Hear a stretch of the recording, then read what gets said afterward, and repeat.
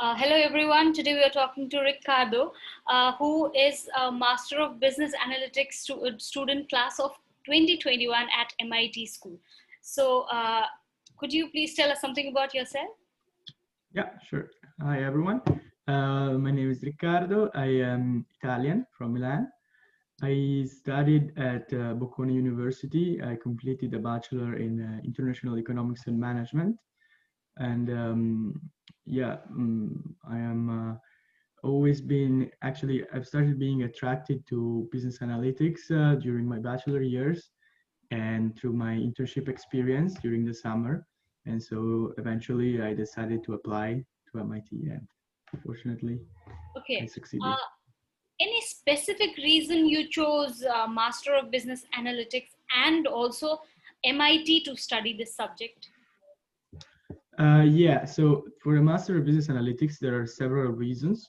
In general, I am very interested about the subject and fascinated by its applications and its potential applications actually as a general purpose technology.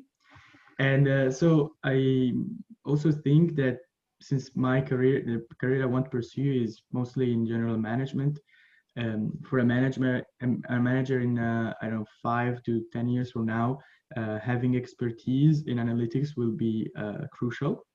And therefore, I wanted to acquire this expertise in a structured way through an actual degree program because I think it's more difficult to pick it up later on in the career. And then, of course, I decided to pick MIT because it was like the best program from many points of view. Um, First off, like the like brute reputation. I mean, it has an amazing reputation as an engineering school, as uh, you know, wait, sorry. Okay. As an engineering school, it's definitely widely regarded to as the best one in the world. And I thought that combining this with business flavor of analytics through the Sloan School, which is the business school of MIT, would be a perfect match. Also, it has an excellent um, side to it, which is that it has a lot of applied components. So we get to put analytics in practice every day in real life situations with several courses. We have an analytics lab course. We have an analytics lab project. We have a capstone project with actual firms, and they are all offering us the possibility to work with real data and to find real world solutions, which I believe is very relevant in order to be able to use analytics in the career in my career after. Actually, it's quite a lot, the subject, the course itself. Anyway, so what since you are a recent, you just joined MIT this year, so I Yeah. think the admission process is still fresh in your mind, 1 year of hard work. So if you could tell for our students, for our applicants, what was the most difficult part of the entire process for you? Yeah, sure. So I think that the admission process, one has to look at his profile and identify the weaknesses and the strengths. So for me, I identified as my main possible strength and my main shot at actually gaining a spot in the class to actually get a very good GMAT score. So my profile is not very quantitative, and I wanted to show that I was able to handle the technical coursework with a very good standardized test, which obviously does tell something about your quantitative abilities in some sense.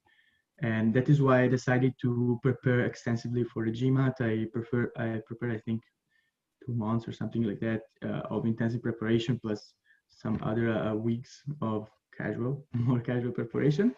I did some attempts, and in the end, it turned out very well. And I think that was the most difficult, but also the stronger part in the end of my application because it's the one that I invested more time into. Okay.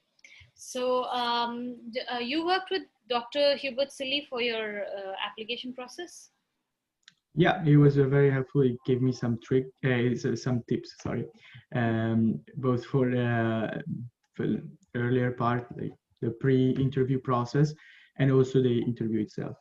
So your collaboration on an overall, how was it? Yeah, it was positive. I tried to get as many information as possible from as many sources, different sources as possible, and I think in the end, it's also um, I don't know, really depends both on your profile and on other factors that you cannot control. So it is important to try and minimize the uncertainty and the risk by gathering as much tips, information, and being as prepared as possible. Then you cannot be sure, never, but definitely it's a good idea to try and come as prepared as possible. All right. Thank you so much for your time today, and we hope to see you soon then. All right.